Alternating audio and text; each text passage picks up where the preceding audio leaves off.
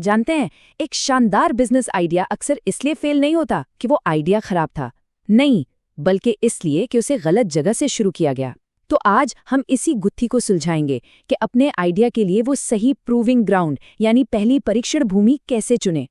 ये एक ऐसा सवाल है जो हर किसी के मन में आता है जो कुछ नया करना चाहता है। इतनी मेहनत, इतना पैसा लगाया और फिर भी नतीजा सिफर। लेकिन क्या हो अगर मैं कहूं कि ज्यादातर मामलों में गलती शायद आइडिया में थी ही नहीं, गलती थी शुरुआती लोकेशन चुनने में। जी हाँ, बेहतरीन प्रोडक्ट की किस्मत ना काफी हद तक इस बात पर टिकी होती है कि उसे लॉन्च कहाँ से किया जा रहा है। इसे बिल्कुल एक रॉकेट की तरह समझिए। सही लॉन्च पैड के बिना वो कभी उड़ान भर ही नहीं सकता। तो चलिए इस परफेक्ट लॉन्च पैड को खोजने के हमारे आज के मिशन प्लान पर एक नज़र डालते हैं। सबसे पहले हम देखेंगे कि अपनी परीक्षण भूमि कैसे चुनें, फिर वहाँ की मांग और कंपटीशन को समझेंगे। इसके बाद ग्राहकों से कैसे जुड़ना है, ज़मीनी तैयारी कैसे करनी है, सफलता के पैमाने क्या होंगे और अंत में नतीजों का विश्लेषण कैसे करना है, सब पर बात करेंगे। तो हमारा पहला कदम है दुनिया भर की अनगिनत जगहों में से कुछ चुनिंदा और सबसे असरदार जगहों की एक छोटी सी लिस्ट तैयार करना। यही होगी हमारी शॉर्टलिस्ट। और देखिए, इस पूरी प्रक्रिया को आसान बनाने के लिए एक ज़बरदस्त फ्रेमवर्क है जो इसे 6 बहुत ही साफ और मैनेजेबल हिस्सों में बांट देता है। तो चलिए एक एक करके इन्हें समझना शुरू करते हैं। सबसे पहले तो हमें एक जासूस की तरह थोड़ी हाई लेवल जानकारी इकट्ठा करनी है। मतलब, क्या उस जगह की आबादी इतनी बड़ी है कि हमारे टेस्ट के नतीजे कोई मायने रखें? और उससे भी ज़्यादा ज़रूरी सवाल, क्या वहाँ रहने वाले लोग हमारे भविष्य के आइडियल कस्टमर से मिलते जुलते हैं? ठीक है, तो जब कुछ जगहों की बेसिक जानकारी मिल जाए तो अब वक्त है ज़मीनी हकीकत को और ज़्यादा गहराई से समझने का। यहाँ पर हमें ये पक्का करना होता है कि हमारी पसंद सही है। क्या वहाँ के लोग पहले से ही वैसी चीज़ें ढूंढ रहे हैं जैसी हम बनाना चाहते हैं? सोचिए, अगर कोई एक खास तरह की कॉफ़ी बेचना चाहता है तो क्या लोग वहाँ पहले से ही अलग-अलग कॉफ़ी ट्राई कर रहे हैं? और दूसरा, क्या वहाँ बिजनेस शुरू करना आसान है या फिर सरकारी पचड़ों में फंसने का डर है? और फिर आता है कंपटीशन का वो बड़ा सवाल। यहाँ ना 2 रास्ते दिखते हैं। एक, ऐसे बाजार में उतरे जहाँ पहले से ही बहुत भीड़ है। फायदा ये है कि पता है कि प्रोडक्ट की डिमांड तो है, लेकिन नुकसान, उस भीड़ में अपनी आवाज़ सुनाना बहुत मुश्किल होगा। दूसरा रास्ता है एक बिल्कुल नए अनछुए बाजार में जाना।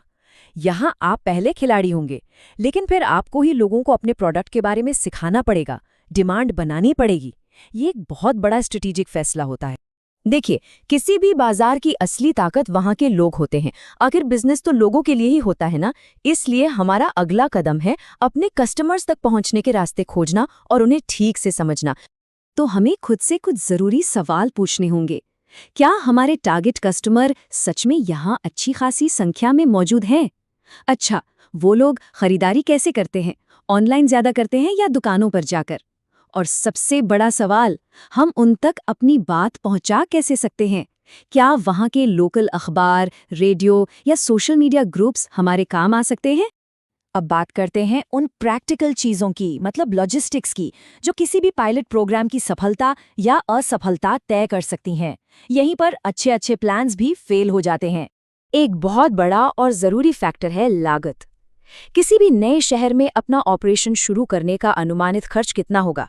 इसमें ऑफिस का किराया, टीम की सैलरी, मार्केटिंग का बजट, सब कुछ शामिल है।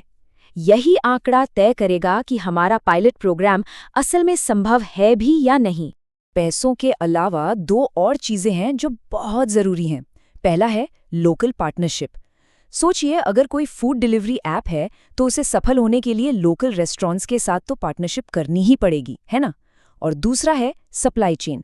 क्या हम अपना प्रोडक्ट या सर्विस भरोसेमंद तरीके से कस्टमर तक पहुंचा पाएंगे?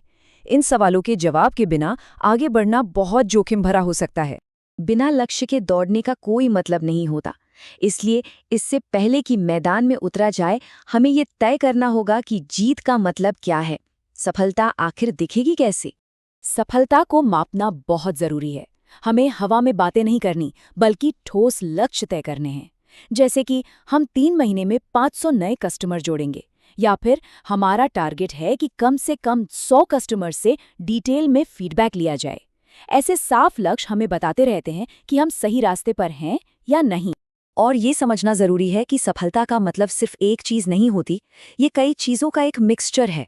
हो सकता है हमारे लक्ष्य का 50% हिस्सा नए ग्राहक बनाने पर हो, 30% इस बात पर कि लोग हमारे प्रोडक्ट को कितना इस्तेमाल कर रहे हैं और 20% इस बात पर कि हमें कितना पॉजिटिव फीडबैक मिल रहा। और अब आता है सबसे बड़ा सवाल, पायलट खत्म होने के बाद क्या? अब सारे डेटा और फीडबैक का विश्लेषण करने का वक्त आ गया है। यहाँ सबसे जरूरी बात यह है कि हमारे पास सफलता और विफलता दोनों के लिए पहले से ही एक एक्शन प्लान तैयार होना चाहिए। अगर हम सफल हुए तो आगे कैसे बढ़ना है, और अगर उम्मीद के मुताबिक नतीजे नहीं मिले तो क्या बदलाव करने हैं। ये स्पष्टता हमें तेजी से फैसला लेने में मदद करती है, बिना वक्त गंवाए।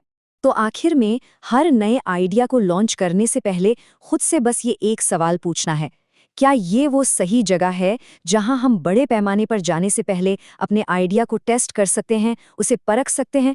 क्योंकि सही प्रूविंग ग्राउंड चुनकर ही एक बेहतरीन आइडिया एक बड़ी सफलता में बदल सकता है।